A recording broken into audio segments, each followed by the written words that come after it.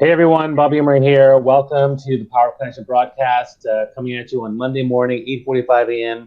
We're usually here 8:45 a.m. on Mondays and Wednesdays, sharing thoughts and ideas around thought leadership, personal branding, public speaking, entrepreneurship, for all kinds of professional topics of employee engagement and whatnot. But I typically bring guests on, like Peter here, to help bring in some new topics or new expertise in areas that I may not talk about or to complement what I'm talking about. So, good morning, Peter, and welcome to the show. Hey, thanks for having me on, Bobby. So for everyone who's just joining us, the Power Connection chat, again, we're every Monday, Wednesday. And so one of the big things we'd like for people to be engaged with what we're talking about. So what I'd like for everyone to do who's on the call to definitely comment below, engage us, ask questions. But let's start off with the basics, which is tell us where are you from? Are you calling in from North America, South America, Africa, Europe, Asia, Australia? Let us know kind of where you're calling in from. And then secondly, the topic is around why thought leadership is important, whether it's important for your organization or whether it's important for the individual.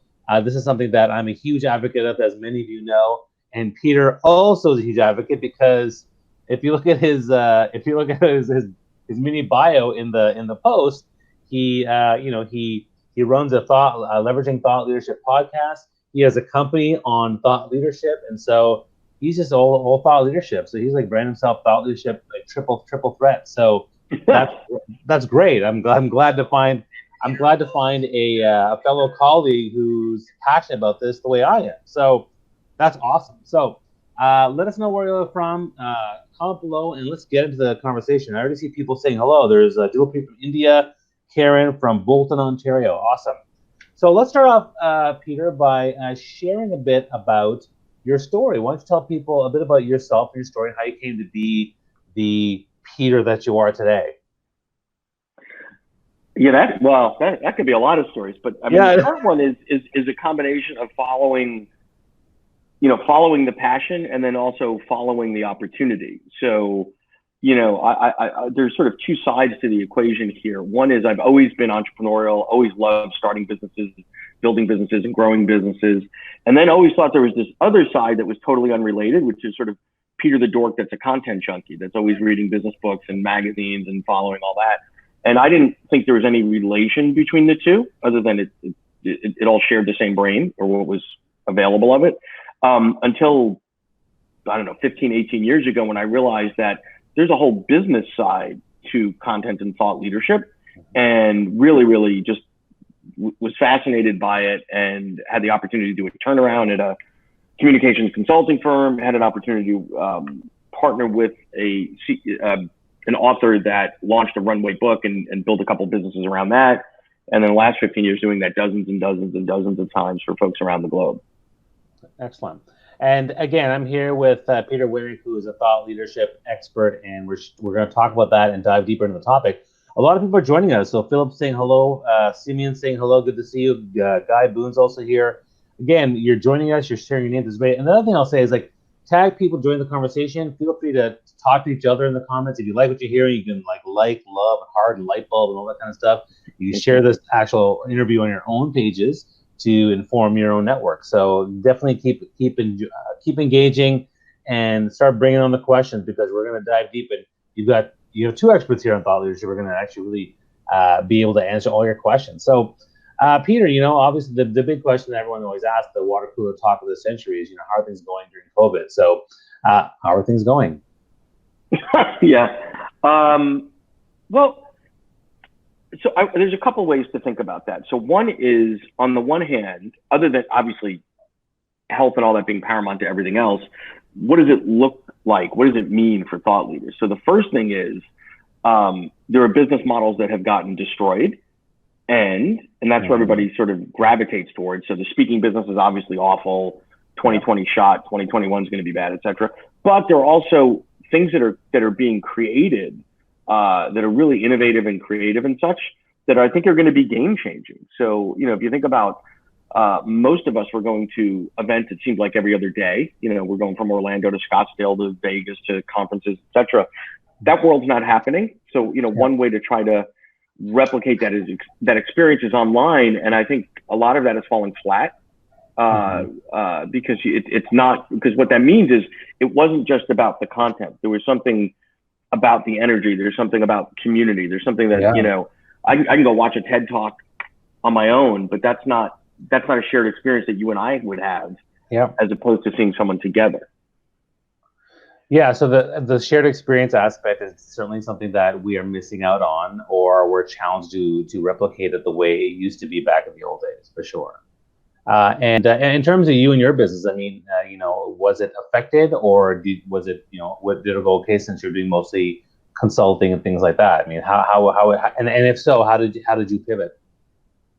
Yeah, so no, it was clearly effective. So early in the first wave of this, going back to the spring, lots of things were just frozen and put on hold, right? Because a lot of what we do with our clients is, ironically, take them through a transformation of going from analog to digital. So they're successful in an analog world, speaking, keynoting, et cetera, workshops, et cetera. And now they want to scale it and digitize it. Well, when a lot of those folks got hit really hard, it put a freeze on us. So we just stayed the course. We were doing a little bit more work at the end of last year, so sort of in the pre-COVID days, with large organizations making investments in thought leadership. So we stayed there. And although we've always been global, we've been global in the traditional sort of North American sense, which is, 90% of our clients are North American, and occasionally we'll go to Europe or something.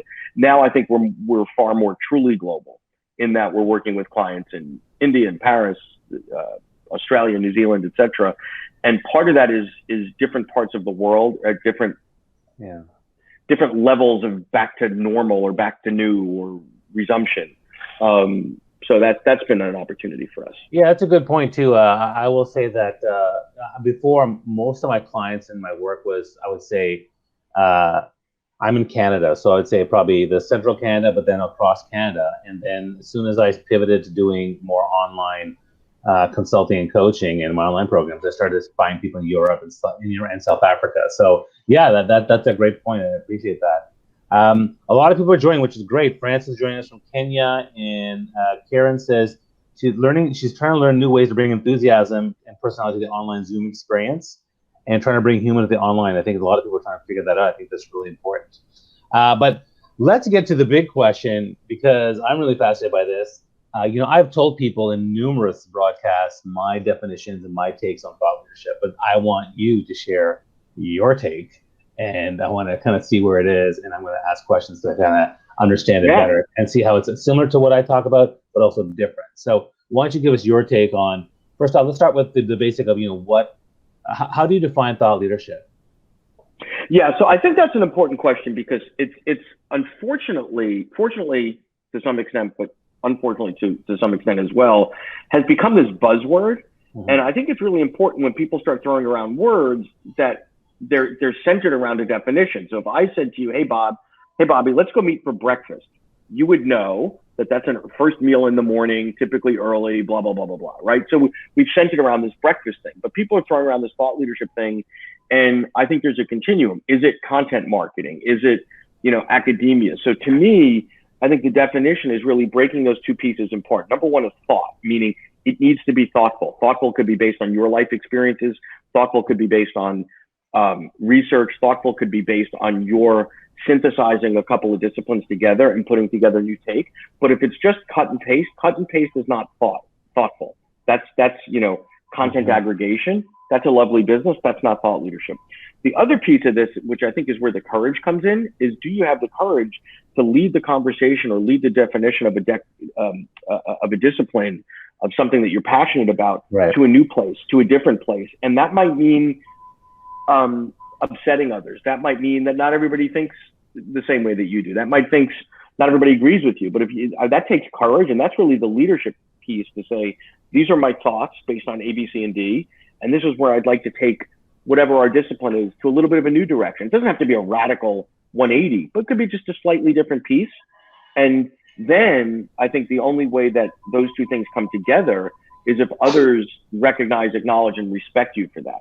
Because calling yourself a thought leader is like, that's like, you might as well wear a T-shirt that says I'm a pompous jerk. Like it's a quicker way to get there and save us both a little bit of time. Yeah. No, I like what you said with the thought. So the thought part is all about understanding the content and the medium in which it's shared. And that can happen in numerous ways. So I totally get that one. I love your take on the leadership piece. Like, so, okay, we take the leadership piece and make it something about courage, having the courage to actually drive the conversation, the courage to be different, the courage to have naysayers or people who don't agree with you. I think that's really a really great way of looking at it. You know, my general take has always been, I started thinking about thought leadership as related to personal branding, because that's the thing I was talking about 10 years ago. And sure. I used to say, well, you know, your personal brand is what they say when you're not in the room. And I said, well, you know, ideally, once you've established what your personal brand is, how do you take your personal brand and turn it into a thought leadership brand? Well, but stay on the personal branding piece. So I was fortunate enough to have Tom Peters on my blog a couple of weeks ago, on my podcast. Yeah. And I remember clearly in 1997 when Fast Company came out with the brand U, which was Tom Peters' work, and it looked like the side cover. And that started sort of the personal branding revolution, right? And it was huge, right? However, in retrospect today, much of what Tom talked about, and I talked about this with him on the podcast, is personal branding 1.0, whatever we called it, was like, okay, Bobby needs to stand out. Okay, well, there's a couple ways Bobby can stand out. You could wear purple bow ties. You could be the guy that brings, always brings potato chips to a meeting, right? Yeah, and exactly. All that. Now, in the absence of anything else, if Bobby's wearing a purple bow tie, we go, oh, Bobby's the purple bow tie guy. Yeah, you stood out. But it doesn't tell me how I would refer Bobby, how I admire Bobby. Agreed. So I think thought leadership is sort of the next level. Yeah, the elevation. Up to. Exactly. Yeah. It's elevated to that next level. And so I often say that I take the Bezos quote and I say, well, a thought leadership is what they say when you enter the room. Oh, it's, because they know you. They're excited to see you. They want to go talk to you. Right. So that's why when, if I'm networking and Bill Gates shows up, I want to go there and go talk to him because he's a thought leader. Right. And so, and I've broken down thought leadership into a couple areas, including the content piece. I think that's really, really good. Now let's switch into the why. So why is thought leadership important for, let's start with the individuals. I think that's more easy to understand. I think the organizations may not get as much. We'll start with the individuals. And again, everyone's listening in. You have questions, type questions below to ask Peter, and we'll get him to answer them. But tell us, Peter, why is thought leadership so important for individuals to invest in? Well, I think let's split that in two. Sure. So there's one group of individuals that are directly monetizing their thought leadership, right? So I've got an idea, that idea lands in a book, or that idea lands in a workshop or a keynote, whatever. Yeah. And that is my product. That's what I do, right? So I'm an expert in innovation or creativity or resilience or whatever. So that's one path. And we have a lot of clients that are in one path. I think where your question was going is really more for the rest of us that are not professional thought leaders, whatever that means, meaning to the direct monetization of our content. Why would I bother? Why would I do this? The ones who aren't doing it. We're trying to convince the ones who aren't doing it to say, hey, no, I need to do this. Yeah. So if you're not doing it as this is my business, this is my product, my ideas are my product, I think right now it's all about showing the world who you are and what you are. So from a career standpoint, if I was first starting my career today, what I would know is, listen, whatever job or gig or whatever I have now, I probably won't have in 5 years or 10 years or 15 years, right? We live in short-term gigs, whether that's a full-time job or not. So I want to establish myself and my following as a thought leader. As long as it's aligned with the role that I have today, I can take that with me. It's very transportable. So, if you think about whatever your domain expertise is, if I'm a systems engineer, if I'm a programmer, all things considered, somebody wants to hire me, look at all this other stuff they get for free. Like, wow, Peter's written all these things. Peter's been featured on this. Peter has a perspective and a point of view. We kind of get that for free, or we really know what he's about. Like, wow, that's a really interesting take, because he's got, we don't have to wait for 6 months of him being on the team to realize who is he, what is he about, how does he think, what does he believe, what's he going to bring to the table. So I think it's sort of almost a 3D resume, a way to show who you are and what you're about in a very pointed and precise way. Now, what about delineating between, let's say, a senior corporate leader who's kind of been a corporate person for 20 years and they're really busy with their work, and I have a good job, I make lots of money, I'm happy. And then there's entrepreneurs, right, or business owners. Let's kind of talk about. Yeah, so I think the commonality for both of those, and I'll give you some of the differences. Yeah, we're all being commoditized. I don't care if you're in a product business, a service business, a technology, everyone's being commoditized, and you cannot commoditize thought leadership because good ideas are good ideas are good ideas, right? Everything else is like, if I need a lawyer, who cares? Like, a lawyer's a lawyer, right? And but if I've got a lawyer that's got some thought leadership that I've been following, it at least leads me to believe that they're different than the pack, and will at least stand out. Anything you can do to stand out in a crowded marketplace is great. And I think thought leadership is probably the most cost-effective way to do that. Yeah, but I guess my point was, I think it's easier for me to convince entrepreneurs to invest in it because they want to start doing it digitally and they want to actually, build a name for themselves. I think it's harder to convince some of the senior leaders who have an established career for 20 years as a senior vice president, and they're just comfortable with where they are. Yeah, and so I hear that, and where I would go with that is say, okay, do you have an organizational thought leadership strategy for your company, right? So whatever that company is, we're seeing a huge growth in thought leadership investments being made by very large professional services firms, high tech, financial services, and a handful of others, technology, and a handful of others. So if you are a senior executive, let's talk about CXO, whatever, why are you not investing in thought leadership? There's room in your marketing budget. There's stupid things your marketing people do. Why wouldn't you take 10, 20% of that, or in a year like the year that we're having, where did all the budget go for the things that you were going to do at conferences and events, those trade booths and all that sort of stuff? Take some percentage of that and invest in developing a thought leadership platform that shows that your organization has a perspective on, that has a point of view on, that has a framework and methodology on, and then you could sort of anoint thought leader lieutenants vis-a-vis some senior level executives to be the carrier of the torch. And they should be out there putting out articles, doing interviews on podcasts, maybe writing if they like to write, maybe publishing if they like to write. But you have to have that overarching strategy and say, okay, how do we all divide and tackle this? And that's great, Peter. And we're talking to Peter Winick, who is a thought leadership expert, and he's the host of a podcast for leveraging thought leadership.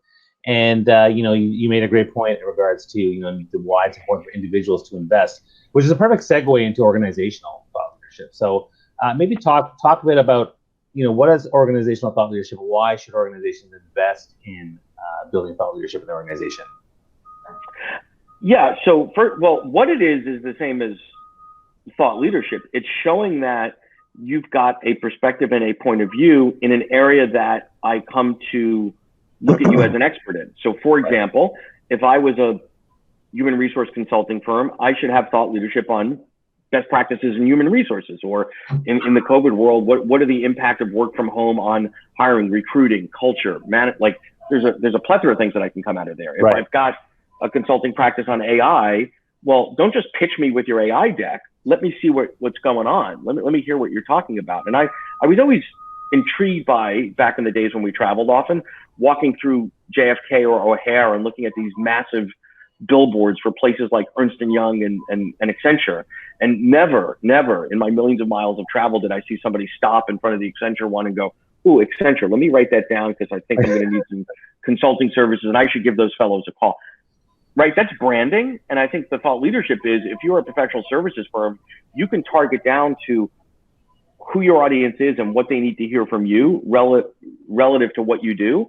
And it's a very cost-effective way to stand out, right? So if I've got an AI practice, I could write a bunch of blogs, articles, etc. on AI, or I can buy an ad on the Super Bowl for millions and millions of dollars, of which 99.9% of the viewers are irrelevant to me.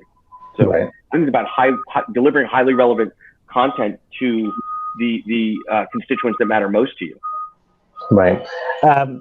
We actually have a question already on our feed here. So Sajid Kumar says, when is it too much information being shared? When is it too much information being shared? Well, I think there's two sides. I mean, too much. Does that mean too much information meaning personal? I'm not sure. So maybe, it could be, you can take it two ways. They're sharing like every 2 minutes, or they're, sharing too much information. So I'll try it both ways. Unless you're like a Gary V, let's be real. Nobody cares what you had for lunch, what car you got into this afternoon, literally the minute by minute documentary style. So to me, that would be too much for most of it. Gary has made a brand of that, right? For some reason, people are fascinated about the day-to-day. Cool. most of us, let's be real. And he has the resources to do that kind of stuff. I mean, most people Exactly. don't have the resources, for sure. But someone like you and I, Bobby, nobody cares what we're doing most of our days. Yeah. Like, that's just the reality. Yeah. Yeah. Really? You don't care about my brand of water? Okay. No, exactly. But the other piece of when is too much, I think, goes to cadence. So I'll take it sort of that way. Yeah. I don't know that most people suffer from the too little problem or the inconsistent problem versus the too much problem. Meaning, if you're going to commit to developing thought leadership and deploying it on a consistent basis, be consistent and experiment with multiple modalities. Usually what happens is someone gets bored and like, oh, I'm going to try TikTok. And then they go on a TikTok tear. And then they stop that. And then they go here and then they go there. The question is, where are the people you're trying to reach? What are the modalities that they're consuming content? And are you showing up there in a way that's respectful to the cadence of that modality? So that, LinkedIn Live is different than Twitter. Twitter is different than TikTok, whatever. I think you got to just sort of figure out your cadence. Yeah, I mean, I completely agree. I mean, I always focus on personal branding and say, look, once you know your brand, who's your target audience, what's your objective, how can you help them?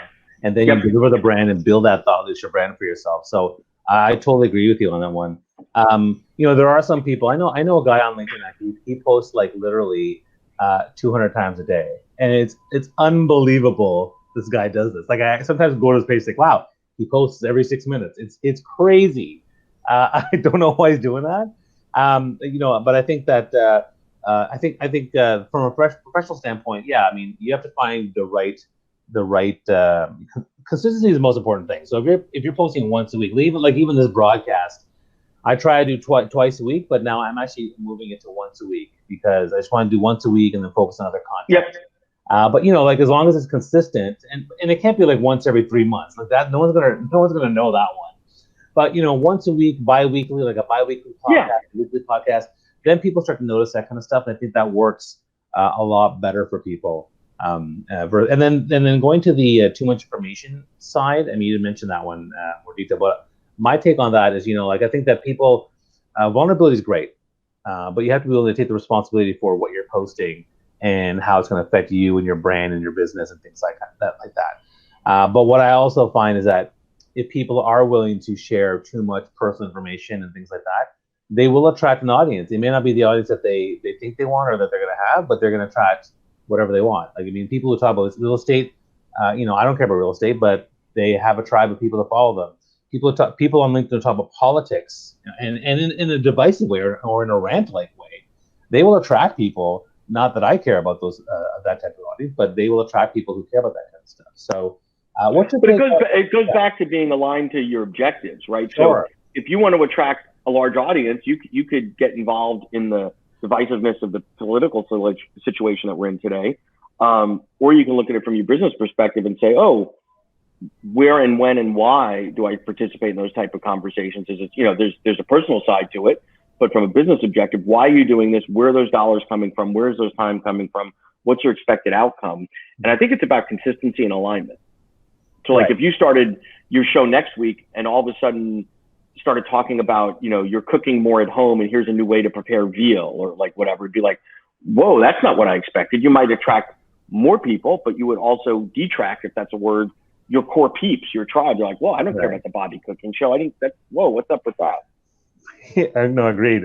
Karen put together a really long comment about a story where she helped a restaurant with a couple of tips, and already they're having some great results in terms of sharing their thoughts on things in terms of what they're doing. I think that's great. I'm glad to hear that. And she's saying that, she basically said that they were, let's see, it's a long comment here. She said they were struggling, but by doing ABC that I can see, if they've made changes that's shown results, is that a form of thought leadership? That's her question. So it's a restaurant that made changes during COVID and then had some results because they were looking at the whole situation from a different perspective.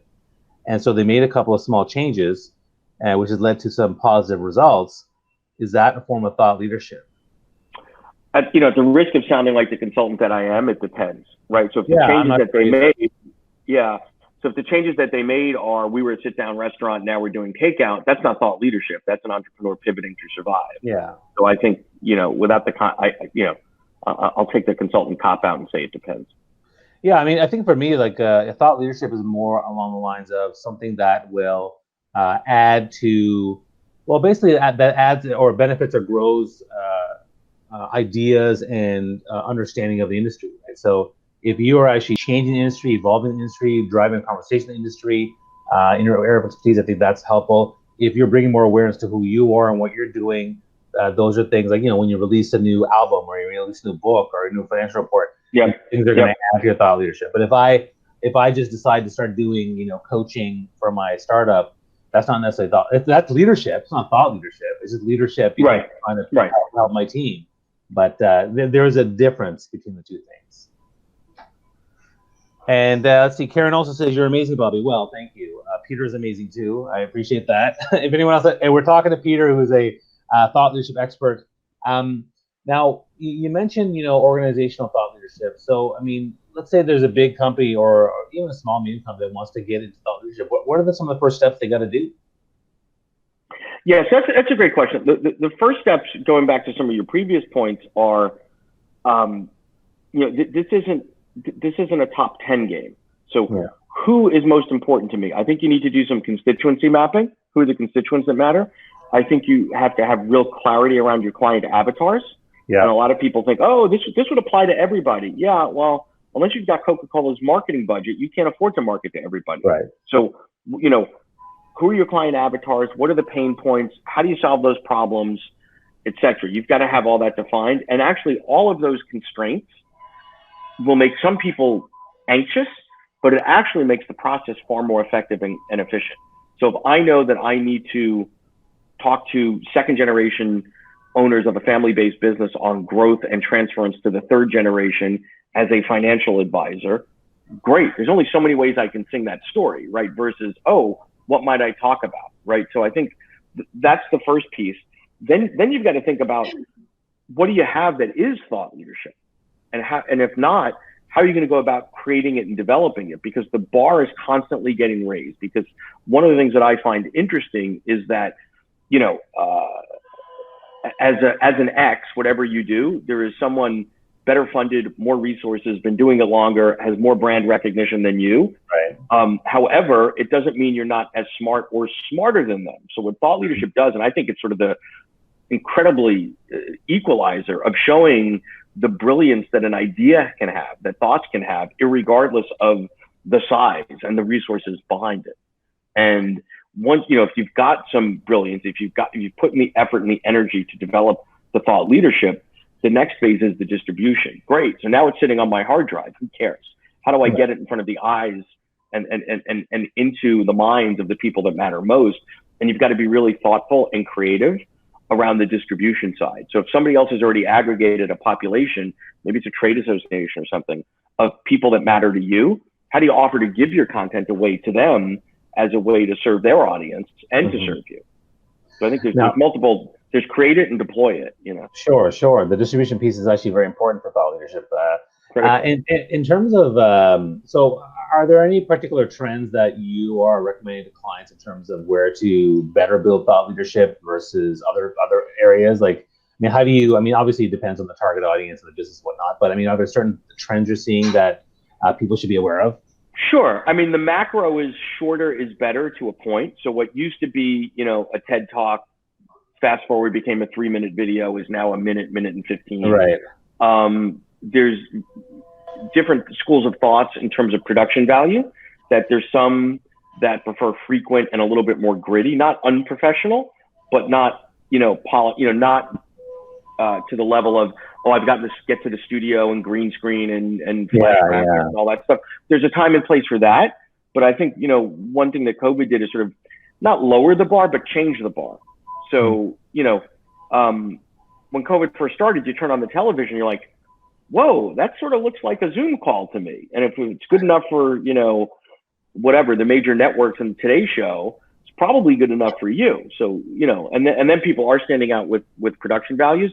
The other way I would think about that question, Bobby, is it used to be a bigger challenge figuring out how to divide your resources amongst all the different social platforms. And to me, the clear winner from a B2B perspective, which is where we live, is LinkedIn. Doesn't mean don't do anything anywhere else, but I would put the lion's share of your energy into LinkedIn, because that's where the business community is. I mean, it's like, there are business Facebook pages. Yeah, if you're in a consumer business or something visual or, whatever, great. But B2B doesn't, at least from what I've seen and what we do, doesn't play as well on Facebook. I know from my demographic, we're always looking at the new trends and then evaluating, and don't have to be the first one in. So when Vine came out, I don't know what that was, 3-4 years ago, I made the decision, like, yeah, that's not for us. It's cute. It's interesting. I get it for certain pieces. It doesn't work for us. And right as of today, we've made the same decision with TikTok. Yeah, it's cool. I get it. There's storyline, there's narrative, a lot of creativity. That's not our peeps. That's not the way we would get information and get thought leadership out to our audience. And TikTok's a good example, because it is one of the hottest trends right now. But again, there's a very limited audience in terms of who's there and what your objectives are. So if it meets it, great, go for it. But for the most case, people in B2B and even B2C professionals on LinkedIn, they're likely not going to go there. I've often talked about the fact that, one of the hottest things that people should think about is podcasting. I mean, you have a podcast, and podcast is the most easily digestible content there is. And it's the biggest thought leadership builders. So can you maybe talk about your podcast and why podcasting is helpful to thought leadership? Yeah. So first off, there's two sides to podcasting. Number one, the easiest thing to do, and there's no excuse for not doing it, is go out and be a guest on the right podcast. I mean, you should come up with a thought leadership marketing plan and a budget and say, you know what, I'm going to be a guest 3 times a month or whatever the cadence is. Now, again, it's got to be the right podcast, because unless maybe in the beginning you want to just practice your skills, but it's really easy to take a look at someone's podcast and go, yep, that's my audience, or not. And if not, say no. Right. So the first thing is be a guest on podcast. It's a great way. Like today, I'm sort of, quote, hijacking your audience. You've got a great audience. Yeah, you're my guest. That's great. No, I mean, this is my podcast, but it's a live cast, right? So it's a little bit different. Yeah. Right. So for me, I mean, I get invited to things all the time, and I'm not afraid to say no, because I value my time. When you invite me, I'm like, great, because your peeps are very similar to my peeps. I can provide value to you. It's beneficial to both of us. This is great, right? When you get to the point where you decide to do your own podcast or live cast or whatever that is, you've got to make some commitments, and the commitments are time, energy, and effort. So I remember, and I've told the story before, years ago when I started blogging, and I don't like writing, and I don't think I'm a good writer, yet I've blogged hundreds of times because it needed to be done. I went to a friend of mine who had multiple successful blogs at that time, and he said, Peter, don't commit to one, commit to 100. And I know metrics are important, and you're the ADD rattled entrepreneur like everything else. So watch the metrics, but don't commit to 100. So when I did the podcast, I compromised and said, I'm going to do 50. Because, I know me, I'll do 5 and go, I didn't get any results. And, okay, I guess that didn't work. We just surpassed 250, and it's been phenomenal for us. Phenomenal in terms of a great way for me to create content that's easy and lazy. It's much easier for me to talk than to write. The quality of the network is phenomenal. Using it as a sales and business development tool, phenomenal. So we have acquired a ton of net new clients directly or indirectly through the podcast. It's done a lot for our brand. And there's a whole ecosystem of podcast guesting agencies that are supplying me with potential new clients. Like, so people are paying someone else to get on the phone and talk to me. Like, that's like, what's better than that? That's awesome. I have another question here from Sajid Kumar. He says, is there a thought leadership style, especially for small organizations? I think there's lots of styles. You have to find the one and experiment with it, not be afraid to experiment, that's authentic to you and also aligned to the business, right? In terms of what would be, think about thought leadership as no different than any part of the brand experience. If I walk into a law firm, there's a certain expectation. You have the dark wood and the books and sort of that law firm piece. If I walk into some sort of app development company, it's going to be funkier. They're wearing hoodies, they're, whatever. So think of it in those terms. It is another representation of your brand in the marketplace. And how does it align to your brand values? Right. No, I think I agree with you.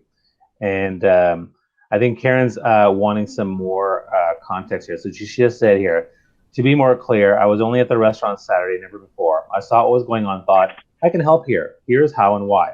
They did it, saw immediate results. No prior conversations. This is just my own thought process on how to create positive outcome for struggling operations in these unusual times. based on my own experience of bringing bankrupt businesses back up to profitability. Thank you for your feedback and response. Yeah, I think.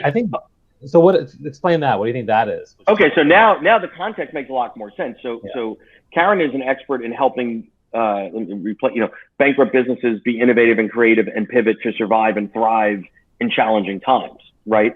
So then what I might do, that changes everything, right? So whatever that it was that she recommended to the restaurant, I would be putting out videos on that. I'd be writing articles about that. Like, here's an example. We're all walking down the block every day and seeing restaurants shuttered. I went into this restaurant. Here's what I saw. Here's what I shared with the owner and why. Right. Something to think about. And it's not necessarily that her business is fixing broken restaurants, but it should speak to her thinking process, her ability to change risk, the analysis that she did, why she made the thoughts that she did, because it's not coming from restaurant expertise. It's coming from her thinking as someone that helps broken businesses fix themselves. And I think if you can sort of put those pieces together, then you should be able to write off that dinner as a tax expense. No tax advice given. Yeah, and one way I put some context on this, Karen, is that your act to help these businesses was an act of leadership, which is great. Yeah. But when you share the story and you provide the insights to people about what you did and how you did, and you create content around that, what you're now doing is you're building thought leadership around your brand, or whether you're doing it or other people are talking about what you did. Like if the restaurant actually posted about you and saying, this is what Karen came and did for us, this is really awesome, we really love her. Now that's actually building your thought leadership. Well, and I would also say the more thoughtful, unusual, creative, interesting that whatever that intervention was that she suggested, the more it validates her as a thought leader in her space. Like I had said before, like, oh, if you're just telling a sit-down restaurant to do takeout, who cares? Anybody can figure that out. Sure. But it sounds like she had some real insight and real thought leadership where it would validate her as an expert to say, geez, I should call her because my business is kind of broken too, and maybe she can help me. Yeah, no, I agree. And, since we were talking about the different types of thought leadership vehicles. I mean, podcast is one, and, writing blogs and doing posts and things like that. But I started as a professional speaker. I've been a speaker for 15 years. The entire industry has changed. And I used to advocate, I had my own speaker mastermind program where I would actually say, look, speaking is one of the best ways to build thought leadership. Yep. But now it's completely shifted and it has been devastated. And so I've pivoted to doing coaching, consulting, and online programs. Other speakers are also challenging as well. What's your take on that? Because what's your take on the trends around speaking and live events? Because I'm certainly I've spoken to a lot of people about this as well, and I'm also hedging my own. Yeah. So what do you think? What's going on? Yeah. There's a lot going on. So the speaking business as we knew it is done for 2020. Probably done for 2021, and I think it's going to be years till it comes back to resemble anything that looked like it. That's number one. Number two is you have to realize, there are speakers that are just entertainers, and there's not really a market for that now. So and when I say entertaining, it's a great story. You're an athlete, or you got your arm eaten off by a shark, and I want to hear something unique about you and your story, and blah blah blah. Cocktail party chatter. Yeah. Speakers were never held to the accountability of, as a result of seeing Bobby the speaker speak, these are the behaviors that will change, and these are the business outcomes I expect. That's a ridiculous expectation, right? You're going to get up there for 45 minutes, an hour, share your thing, be engaging, be entertaining, give people some nuggets, right? Where we're moving now to is in this, forget COVID. We're talking recession, if not depression right now. If I'm making an investment in Bobby, I don't care if you get up there in a chicken suit, but you need to be able to hold my hand and show me, as a result of our experience together, here's the behaviors that will change on an individual level. Yep. And here's the business levers that can move based on whatever it is that I do and how I do it. And by the way, for every dollar you invest with me, out the other side of this comes some multiple of that. And if you can't talk in those languages today, you're done. You're out. You're just entertainment. Yeah, I think my take is that, one is the keynote thing has certainly changed significantly. Like the 45 to 60 minute keynote, I think that's pretty much shifted to, they want short talks. They want 15 minutes, 20, maybe 30 max, depending on who you are and how big of a thought leader you are. That's kind of what they want. And the other thing is, the general stance I'm getting from by mid to end of next year is that it's going to be 70-30 in terms of virtual versus live. And even when we are safely doing live events, those live events are going to be much smaller in nature.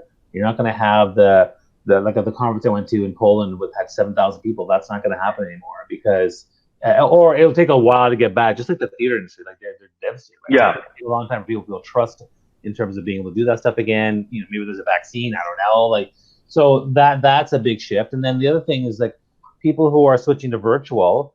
You know, not everybody's cut out for virtual.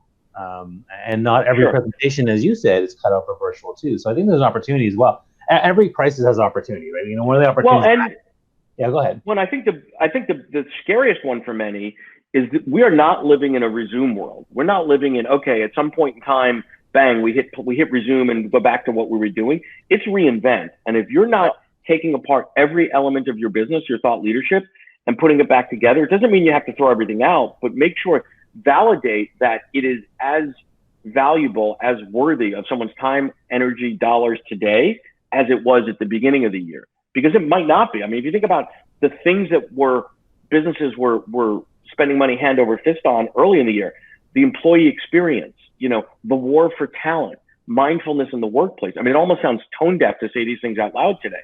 So now it's about grit, it's about ROI, it's about impact. It's, you know, underneath that, it's how do you maintain your culture in a work from home environment? How do you look out for the mental health of your employees? I mean, those were things that might have been on the radar at bullet point number 87 in January, and they're right to the top. So I think the relevance and the reinvention piece is hard, but absolutely necessary. Don't go back to doing the same old thing.